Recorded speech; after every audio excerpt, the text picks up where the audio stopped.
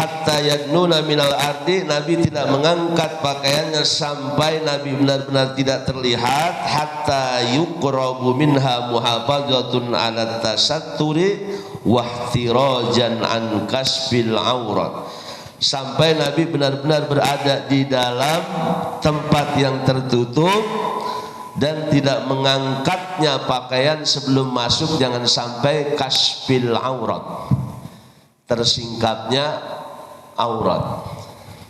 Wahaja min adabi qada'il hajat, dan ini bagian dari adab saat kita membuang hajat, masuk ke dalam WC.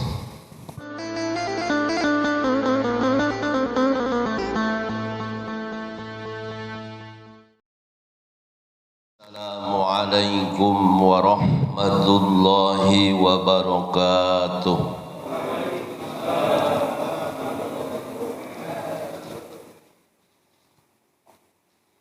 Alhamdulillahilladzi ja'ala talabul ilmi faridatun ala kulli muslimin wa muslimatin.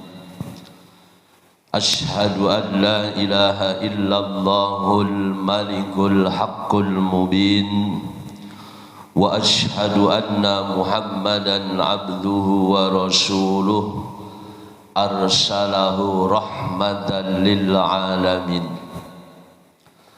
Allahumma salli wa sallim wa barik ala sayyidina Muhammadin wa ala alihi wa sahbihi ajma'in, amma ba'd.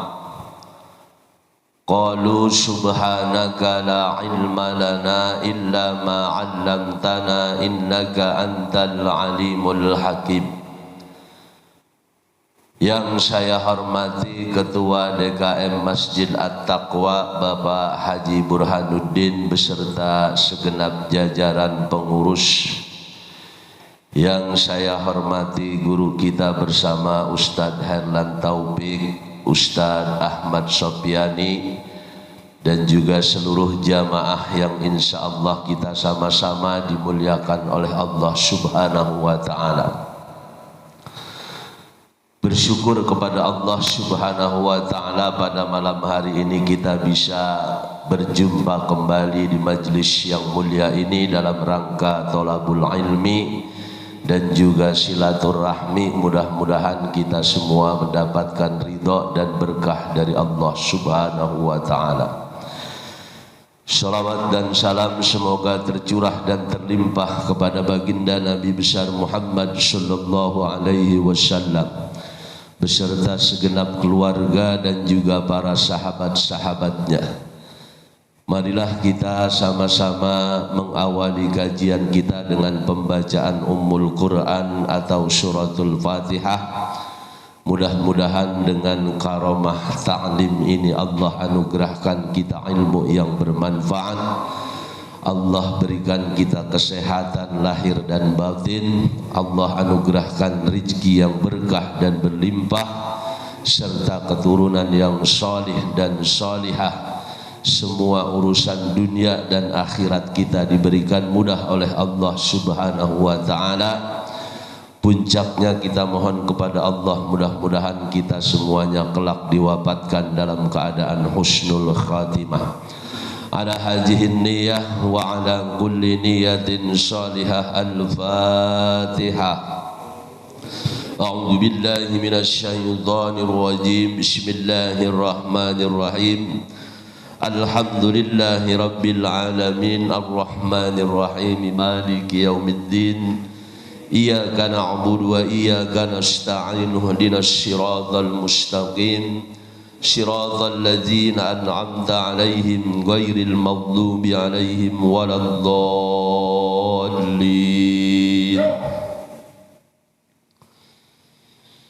Bismillahirrahmanirrahim. Babu ma jaa'a bil istitari 'indal hajati. Bab tentang istitar. Istitar itu satir, menutup diri kita indal hajat, ketika kita membuang hajat. Qala al-Imam at-Tirmizi rahimahullahu ta'ala rahmatan wasi'atan haddatsana Qutaibah bin Sa'id haddatsana Abdus Salam bin Harbil Mulai 'anil A'mash an Anas bin Malik radhiyallahu anhu qala kana an-nabiy sallallahu alaihi wasallam idza arada al-hajata lam yarfa' saubahu hatta yadnuna minal ardi. Hadis ini diriwayatkan oleh Imam Tirmizi yang jalur riwayatnya dari Abdullah, dari Sa'id, dari haddatsana Abdus Salam sampai kepada sahabat Anas bin Malik radhiyallahu an, di mana Anas bin Malik berkata, kana Nabi sallallahu alaihi wasallam adalah. Jadi kalimat kana ini menunjukkan satu perbuatan yang mudawamah, mulajamah, selalu, senantiasa. Adalah Nabi sallallahu alaihi wasallam ija aradal hajat, apabila Nabi mau membuang hajat, baik buang air besar ataupun buang air kecil, lam yarfa' saubahu, Nabi tidak mengangkat pakaian, hatta yadnuna minal ardi, sampai Nabi tidak terlihat dari bumi. Maksudnya sampai benar-benar berada di dalam ruangan yang tertutup, yang tidak bisa dilihat oleh orang lain. Jadi ini hadis ini, hatta yadnuna minal ardi, Nabi tidak mengangkat pakaiannya sampai Nabi benar-benar tidak terlihat, hatta yuqrabu minha muhafazatun ala tasatturi wahtirajan an kasbil aurat, sampai Nabi benar-benar berada di dalam tempat yang tertutup dan tidak mengangkatnya pakaian sebelum masuk, jangan sampai kasbil aurat, tersingkapnya aurat. Wahaja min adabi qada'il hajat, dan ini bagian dari adab saat kita membuang hajat, masuk ke dalam WC. Jadi menutupi diri kita saat kita membuang hajat, baik di tempat yang memang resmi seperti di WC yang tertutup dalam bentuk bangunan atau di lapangan. Karena kondisi darurat bisa saja kita harus segera melakukan buang hajat, maka Nabi mengajarkan kepada kita tentang adab saat kita membuang hajat tadi, harus benar-benar di tempat yang tertutup, dan Nabi tidak pernah menyingkap pakaiannya kalau belum masuk ke dalam tempat di mana Nabi buang hajat. Jadi ini bagian dari adab. Jangan kita di masjidkah atau dimanapun, jadi belum sampai di tempat kita sudah kadang udah buka celana panjang atau ngangkat sarung. Jadi ini adab yang diajarkan oleh Rasulullah Shallallahu Alaihi Wasallam. Jangan sampai kasfil aurat, kita ini membuka aurat. Sebab ini bagian dari kehormatan dan juga sekaligus adab kita yang diajarkan oleh Rasulullah Shallallahu Alaihi Wasallam.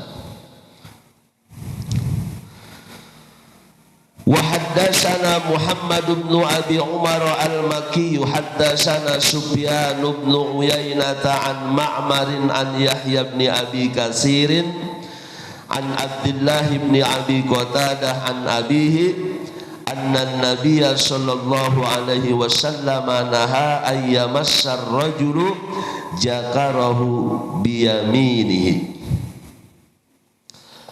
Hadis yang berikutnya diriwayatkan dari Qatadah dari bapaknya annan nabiyya, bahwasanya Nabi sallallahu alaihi wasallam melarang an yamassa ar-rajulu, dari menyentuh seorang laki-laki jakarahu, jakarnya, alat kelaminnya, biyaminihi, dengan tangan kanannya. Nah, ini juga salah satu adab yang diajarkan oleh Rasulullah sallallahu alaihi wasallam, bahwa kita ini dilarang menyentuh alat kelamin kita dengan tangan kanan kita. Kalau kita perhatikan, memang ini sesuatu yang boleh jadi remeh, tapi ternyata ini juga punya dampak yang besar, terutama berkaitan dengan kesehatan tubuh kita. Kita mungkin jarang tahu, atau bisa jadi belum tahu, nggak ngeh, bahwa pergerakan tangan kanan ataupun kiri itu punya pengaruh yang besar buat kesehatan tubuh kita. Contoh, kita masuk kamar mandi disunahkan, kenapa harus dengan kaki kiri? Karena ternyata ini membuat kita kaget. Jadi langkah kaki kita itu ada kaitannya dengan jantung. Maka sering kita dapatkan orang banyak yang tiba-tiba mendadak jatuh dari WC sampai mati. Jadi rahasia kenapa Nabi ngajarin kita masuk ke WC itu dengan kaki kiri, ketika kita melangkahkan kaki kiri kita ke tempat itu, secara otomatis katup jantung kita yang berpotensi masuknya zat-zat lain itu tertutup.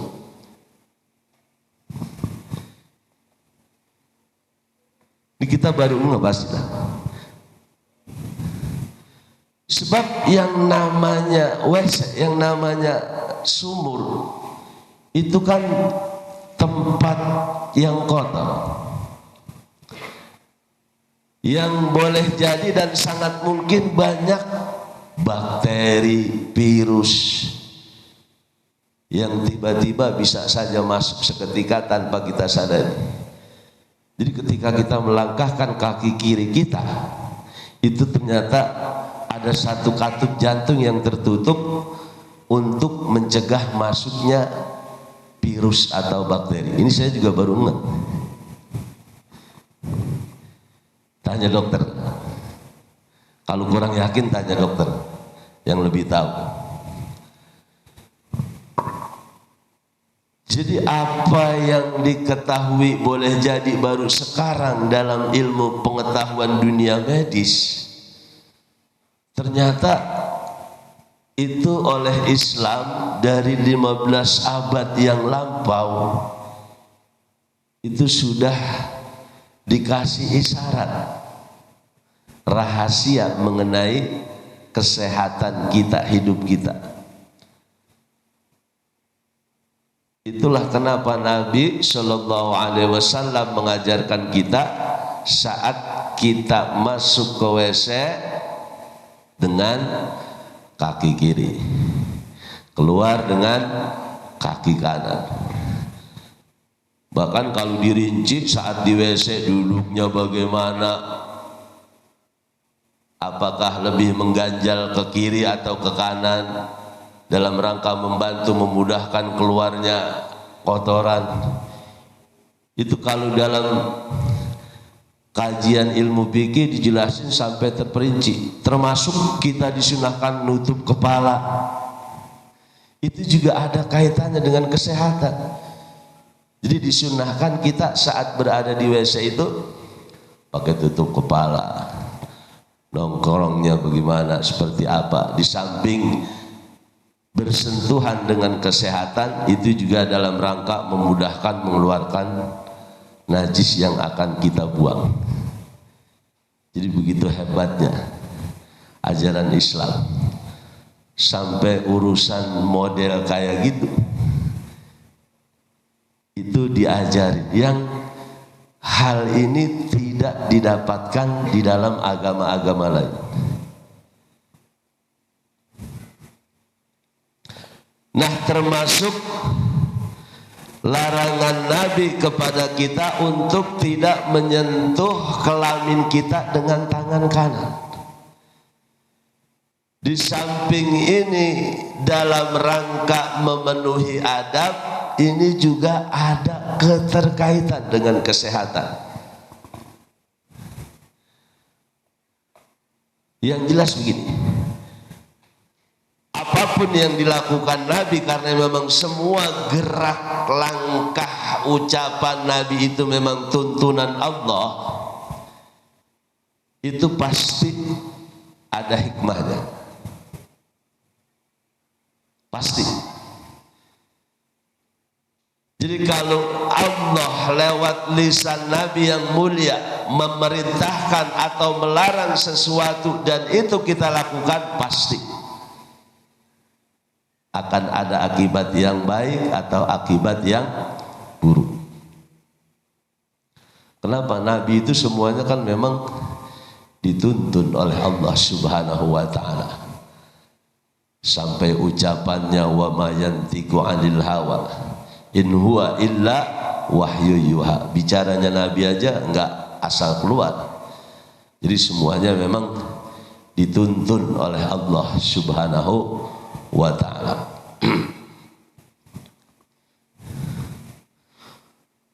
Wan nahyu fi hadzal hadisi mutlaqun ghairu muqayyadin bihalatil baul. Wan nahyu, dan larangan ini, larangan kita menyentuh kelamin kita dengan tangan kanan, fi hadzal hadis, dalam hadis ini mutlaqun, larangan yang sifatnya mutlak. Ghairu muqayyad, bukan larangan yang sifatnya muqayyad bihalatil bauli, karena kondisi kita sedang kencing atau buang air besar. Jadi dalam kondisi apapun, ketika kita enggak di dalam WC, tidak sedang melakukan buang hajat, saat kita mungkin telanjang pakai sarung, enggak pakai apa-apa. Jadi Nabi melarang kita untuk menyentuh alat kelamin kita dengan tangan kanan. Dan itu pasti kalau kita yakin pasti dengan apa yang diajarkan oleh Rasulullah SAW. Segala sesuatu yang dilarang oleh Rasulullah, yang jika kita tabrak, jika kita langgar, pasti akan ada dampak yang buruk yang akan kita dapatkan. Jadi dalam urusan syariat ini kita, apa yang diajarkan Nabi, ya udah sami'na wa ata'na. Kami dengar dan kami taat. Itu jalan yang selamat agar kita tidak mendapatkan sesuatu yang buruk karena melanggar sunnah-sunnah Rasulullah. Semua sunnah Rasulullah itu, kalau itu kita ikutin pasti baik dan berimplikasi baik buat kesehatan tubuh kita. Dan jika kita langgar, kayak kemarin kita kalau buang air, beda berdiri jongkok dengan duduk, itu juga ada pengaruh buat kesehatan kita yang kemarin sudah kita jelaskan. Makanya yang terbaik dan memang sunnah itu saat buang air besar itu kita jongkok posisinya. Jadi segala sesuatu di dalam tubuh kita ini ada bahasanya keran buka tutupnya. Keran itu akan terbuka saat posisi tubuh kita bagaimana, dan keran itu akan tertutup saat tubuh kita dalam posisi seperti apa. termasuk minum. Jangankan yang mengeluarkan, yang memasukkan juga begitu. Ada hadis begini, la tasrabanna ahadukum qa'iman. Janganlah kalian minum sambil berdiri. Karena memang kalau kita minum sambil berdiri, itu katup saluran air kita itu terbuka selebar-lebarnya, yang kalau kita minum langsung dalam kondisi berdiri nggak ada apa istilahnya lekukan aliran gitu, ini akan merusak limpa hati, jantung, itu sampai ke situ. Di samping kita memang minum nggak boleh berdiri, Nabi juga ngajarin minumnya nggak langsung blok. Kan kita sering, apalagi selagi haus, habis capek, habis olahraga, wah udah kadang sambil berdiri blok. Sekali belan. Tapi kalau lama-lama keseringan jebol. Kenapa? Karena langsung, kalau bahasa kata orang Betawi, airnya dibroloin, buang. Itu pasti ada yang rusak organ tubuh kita. Jadi semuanya pasti berkaitan dengan kesehatan tubuh kita, termasuk cara mengeluarkan sesuatu dari tubuh kita. Itu juga semua ada aturannya. Di samping memang adab yang diajarkan oleh Rasulullah, ternyata itu juga punya pengaruh yang signifikan terhadap kesehatan tubuh kita.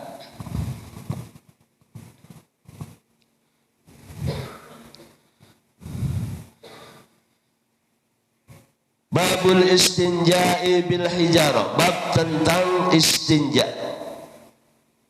Istinja itu membersihkan cebok, bil hijarah dengan batu. Qala al-Imam at-Tirmidzi rahimahullahu taala rahmatan wasi'atan, haddatsana Hannad haddatsana Abu Muawiyah 'anil A'mashi an Ibrahim an Abdurrahman ibn Yazid qala qila li Salman qad 'allamakum nabiyyukum sallallahu alaihi wasallam kulla syai'in hatta al-khira'ah.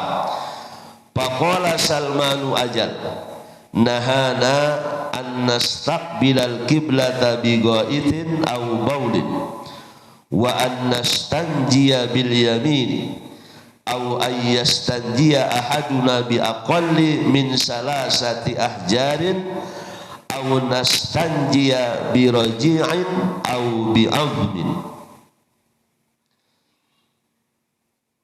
Hadis ini diriwayatkan oleh Imam Tirmizi yang jalur periwayatannya sampai kepada sahabat yang namanya Abdurrahman bin Yazid. Qala, dia berkata, qila li Salman, pernah dikatakan kepada Salman. Di Salman ini juga nama sahabat, Salman Al-Farisi. Ini sahabat dari negeri Persia, orang Persia asli, bangsa Persia. Makanya satu-satunya sahabat yang namanya enggak ada disandarkan nasabnya, ini Salman. Jadi dia dikenalnya Salman Al-Farisi.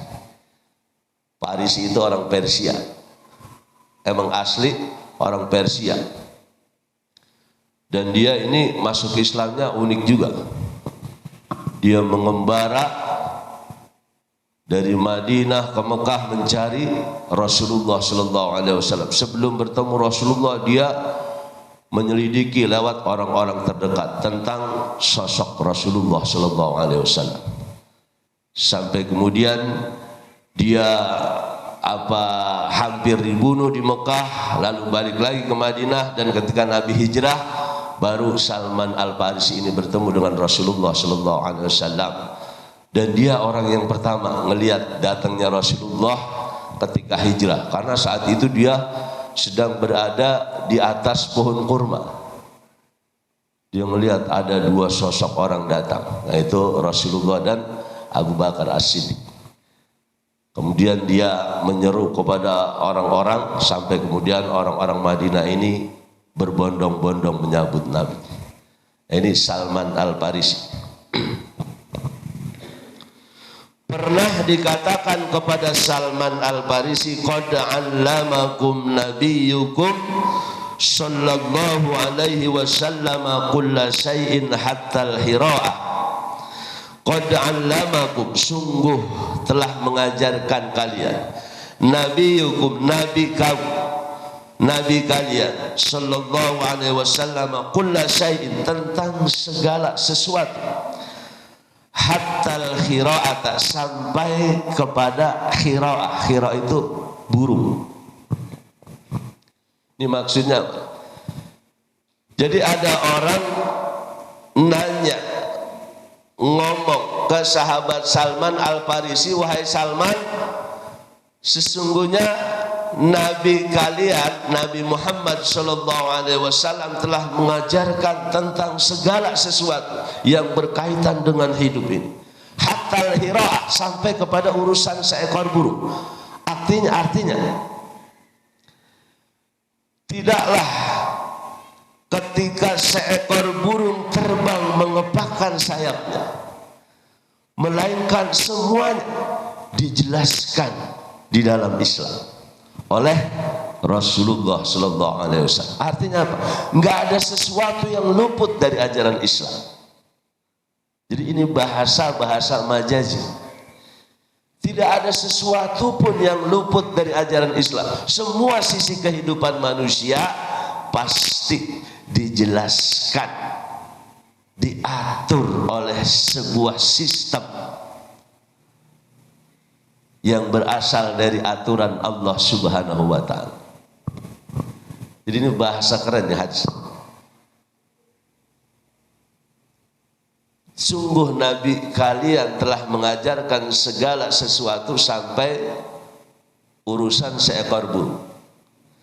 Artinya segala sesuatu yang berkaitan dengan urusan hidup manusia itu semuanya sudah dijelaskan secara gamblang. Kalau kata orang Betawi, jantak banget di dalam Islam. Sampai urusan burung terbang itu semuanya dijelaskan. Faqala Salmanu, maka Salman berkata menjawab ajal. Ya betul. Nahana an nastaqbilal qiblata bi ghaitin aw baulin. Di antara semua yang diajarkan oleh Rasulullah kepada kami, nahana, kami dilarang an nastaqbilal qiblata, bahwa kami menghadap ke arah kiblat bi ghaitin aw baulin, ketika kami sedang buang air besar atau buang air kecil.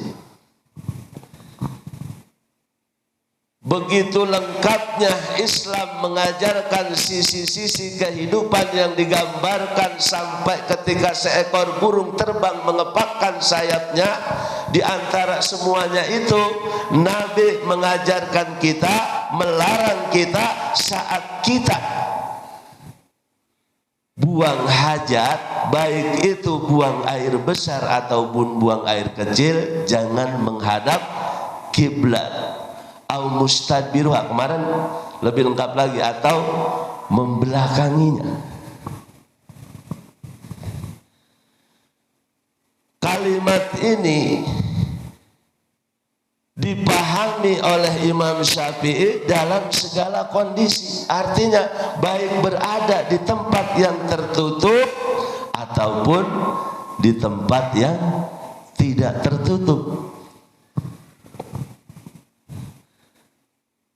Nah, makanya kita kalau ada WC itu harus kita setting hadapnya, bangunannya.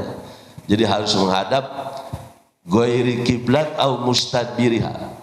Tidak menghadap ke kiblat atau tidak membelakanginya. Jadi ke selatan, ke utara atau selatan. Nah ini kayak kita di masjid nih, itu WC-nya juga menghadapnya ke sono. Ya walaupun memang ada juga pendapat ulama kecuali di tempat yang tertutup. Tapi kalau Imam Syafi'i memahaminya itu dalam semua tempat dan kondisi. Jadi jangan sampai kita menghadap atau membelakangi kiblat. Nah ini juga bagian dari adab. Adab kita saat membuang hajat.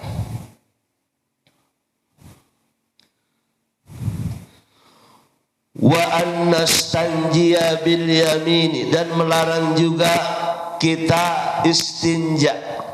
Tadi membersihkan lubang kotoran kita bil yamini dengan tangan kanan. Walaupun kita seorang kidal sekalipun, jangan beralasan kita boleh. Jadi tetap urusan syariat ini ya kita ikutin. Walaupun kita biasa menggunakan sesuatu biasa tangan kiri atau tangan kanan. Jadi urusan syariat harus kita tepis kebiasaan ini. Karena pernah ada orang makan pakai tangan kiri. Nabi tegur, kamu makan jangan pakai tangan kiri. Dia bilang saya nggak bisa, udah biasa. Akhirnya begitu dia ngomong begitu, tangannya ini nggak bisa digerakin, nggak bisa memasukkan makanan ke mulut. Jadi kita jangan sekali-sekali menentang syariat yang baik dengan alasan karena kebiasaan diri kita. Harus kita lawan, harus kita tepis.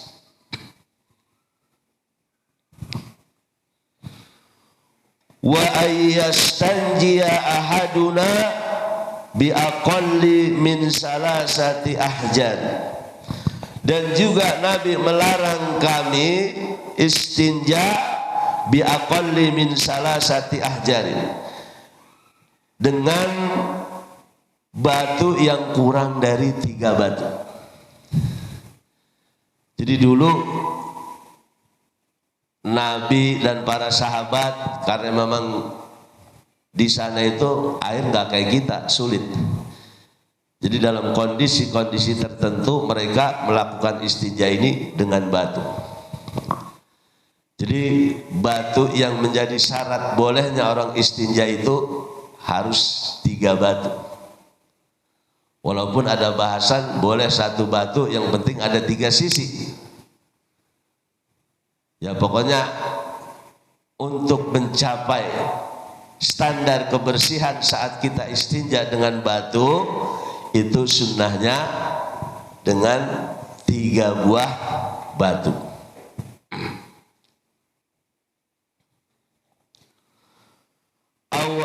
Au annastanjiya bi raji'in au bi azmin.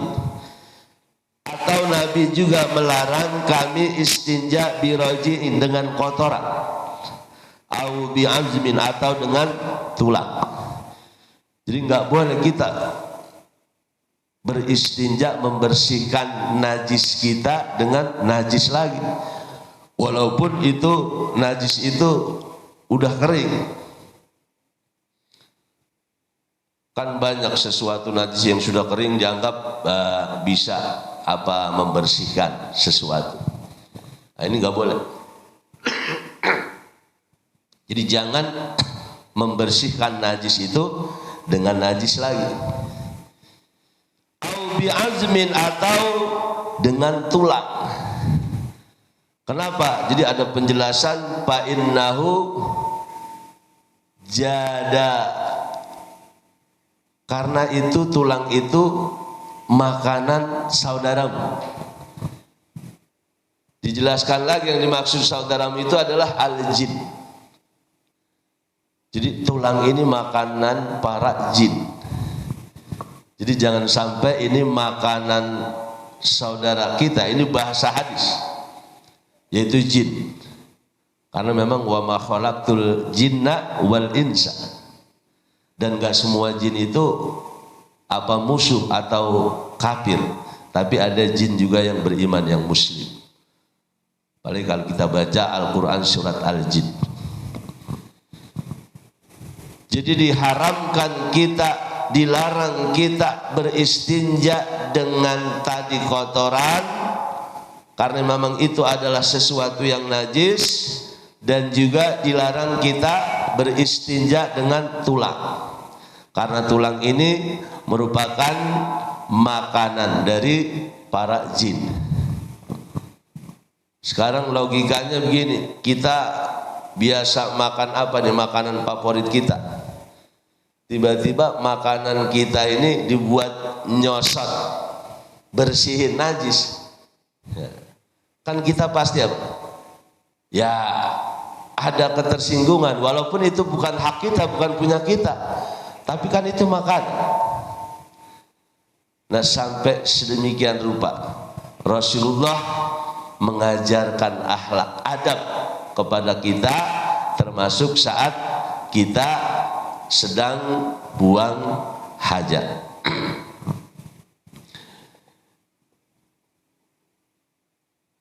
Ya, saya mohon izin pamit, jadi nggak sampai selesai karena saya ada janji lagi.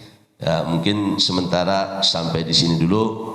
Insyaallah nanti kita lanjutkan. Al-Fatihah. A'udzubillahi minasyaitonirrajim. Bismillahirrahmanirrahim. Alhamdulillahirabbil alamin arrahmanirrahim maliki yaumiddin. Iyyaka na'budu wa iyyaka nasta'in. Ihdinas siratal mustaqim. Siratal ladzina an'amta 'alaihim ghairil maghdubi 'alaihim waladdallin.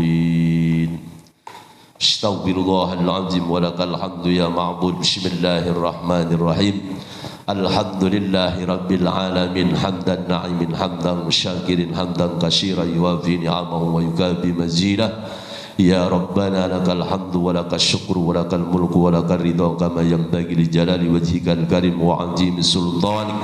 Allahumma salli ala sayyidina Muhammad wa ala ali sayyidina Muhammad salatan tadfa'u biha 'anna jami'al bala wal adwa wal waba.